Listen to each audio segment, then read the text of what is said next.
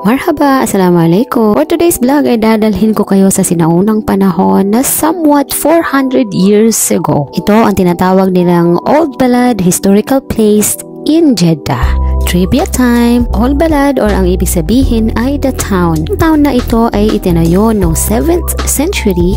Ito ay nagsisilbing trading port noong sinaunang panahon at ito din ang gateway ng mga Muslim pilgrims arriving by sea to Makkah. Built in 1872, it is one of Balad's most famous houses. Dahil dito lang naman namalagi ng 10 years si King Abdulaziz As Saud or ang founder ng Saudi Arabia. Ginawa ang restoration at renovation ng town na ito noong 2023 para gawing tourist attraction. Habang ang nag-iikot ka sa vintage town na ito ay parang ang bumabalik ka sa sinaunang panahon. Kamangha kung paano nila ni-restore ang bawat detalye ng mga vintage houses nito katulad nitong palasyo na nasa likod. Napakarami mo mga coffee shop, mga tindahan, mga restaurant ang pwede mong puntahan dito. At para sa mga gustong pumunta dito ay may papayo kung mas maganda sa hapon or sa gabi. Dahil mas may enjoy mo yung climate at saka yung street lights na mas lalo nagpapaganda sa lugar. Saan po matatagpuan ang Old Balad na ito? Ilalagay ko po sa my comment section. That's all for today. Thank you for watching. Yalla habibi, come to Saudi Arabia.